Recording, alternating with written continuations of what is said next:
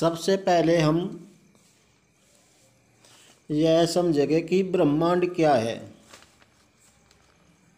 ब्रह्मांड को समझने के बाद ही हम भौतिक अभौतिक ऊर्जा आदि चीज़ों को समझ पाएंगे। उसी के बाद हम देवी देवता, भगवान, आत्मा, ऊर्जा, तंत्र, मंत्र, पूजा पाठ, साधना आदि चीज़ों को समझ पाएंगे। ब्रह्मांड को हमें बहुत गहराई से और बहुत ही एक अलग तरीके से समझना पड़ेगा।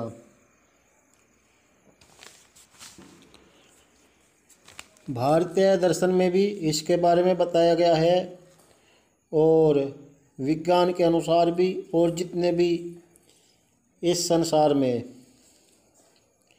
धर्म है अर्थात पंथ है, संप्रदाय है या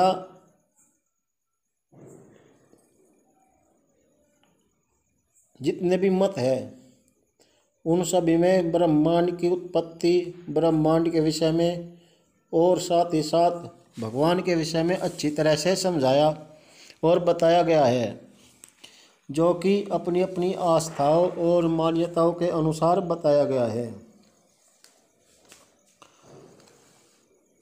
ब्रह्मांड की उत्पत्ति के विषय में बहुत सारे तर्क हैं और वैज्ञानिक दृष्टि से भी देखा जाए तो इसमें भी बहुत सारे सिद्धांत बताए गए हैं। वह सिद्धांत बेल्जियम देश के वैज्ञानिक जॉर्ज लेमेत्रे ने 1927 ईस्वी में दिया। इस सिद्धांत को बिग बैंग के नाम से जाना जाता है और हिंदी में इसे ब्रह्मांड की परिकल्पना कहा जाता है। इस सिद्धांत के अनुसार आज से 12 करोड़ साल से 14 करोड़ साल पहले ब्रह्मांड की उत्पत्ति से पहले मात्र एक बिंदु था। उस बिंदु में इतना भयंकर विस्फोट हुआ कि उसमें से अनगिनत खगोलीय पिंड, ग्रह आदि दूर दूर तक बहुत तेज गति से फैलने लगे एवं लाखों साल तक यह प्रक्रिया चलती रही। इस प्रकार जब 2002 से ज़्यादा खगोलीय पिंड आपस में टकराकर 2002 से अधिक हिस्सों में बंट गए एवं उनमें से ही एक बड़े पिंड जिसका गुरुत्वाकर्षण बल अधिक था उसके चारों तरफ घूमने लगे। वहीं कुछ पिंड समाप्त हो गए तो कुछ पिंड आज भी ब्रह्मांड में भ्रमण कर रहे हैं। हम जिस ग्रह पर रहते हैं उसे पृथ्वी कहते हैं एवं पृथ्वी सूर्य का ग्रह है और सूर्य हमारे सौरमंडल का सबसे बड़ा तारा है। हाँ, ये बातें इससे अधिक भी हो सकती है जो वैज्ञानिक कहते हैं, और हाँ धार्मिक भी हो सकती है, जिनमें विभिन्न पुराणों में ब्रह्मांड की उत्पत्ति के विभिन्न सिद्धांत दिए गए हैं। किसी में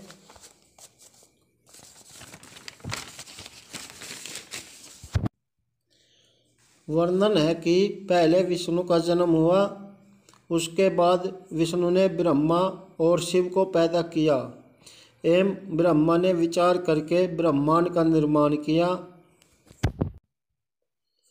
किसी में शिव ने सर्वप्रथम जन्म लिया और शिव जी ने ही ब्रह्मा और विष्णु की उत्पत्ति की, और किसी में गायत्री माँ ने सर्वप्रथम जन्म लिया एवं उसने ब्रह्मा विष्णु महेश तीनों देवों को जन्म दिया।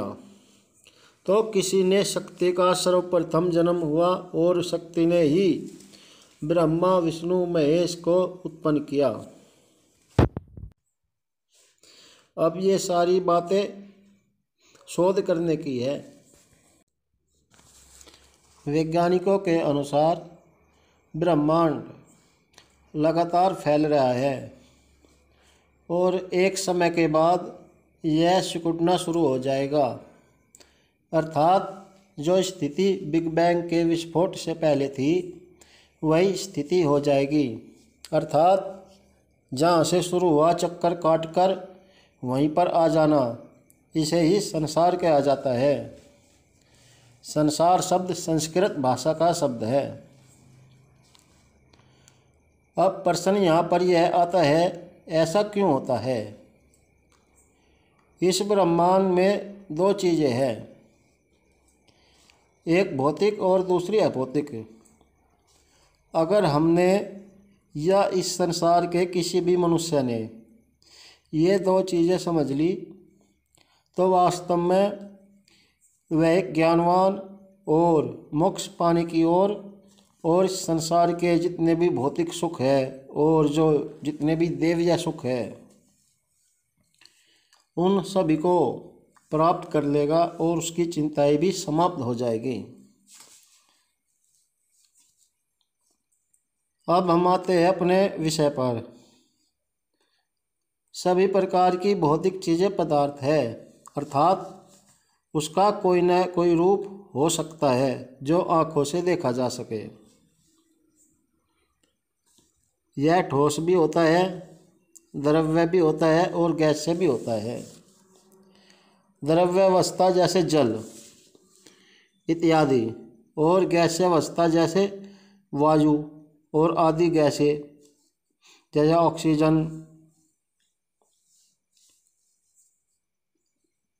गैसीय पदार्थों का सूंघकर बोध होता है। इनका परिवर्तन होता रहता है।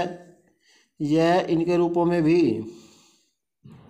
अवस्थाओं में, भार में इत्यादि तरह का परिवर्तन आता रहता है। इसका संगठन और विघटन दोनों होता है, अर्थात एक बार संगठन होता है और एक बार विघटन होता है, अथवा लगातार संगठन भी होता रहता है और लगातार विघटन भी हो सकता है। संगठन और विघटन का कोई निश्चित नियम नहीं है और कोई निश्चित प्रक्रिया भी नहीं है। ऐसा भी हो सकता है कि संगठन एक ही नियम से हो जाए और ऐसा भी हो सकता है कि कुछ संगठन एक नियम से हो जाए और अगले संगठन अलग नियम से हो जाए। वो प्रकृति निर्भर करेगी कि उस समय क्या अवस्था है और ज़रूरी नहीं है इनका परिवर्तन निश्चित समय सीमा में और निश्चित रूप में हो या एक बार से अधिक हो और एक जैसा ही हो। मनुष्य, वृक्ष, पत्तियाँ, जल, वायु, ऑक्सीजन, गैस, बादल, पृथ्वी, सूर्य, प्रकाश, तारे, चंद्रमा, पशु पक्षी, घास, कीट पतंगे और रासायनिक भी वस्तुएं इसी में आती है।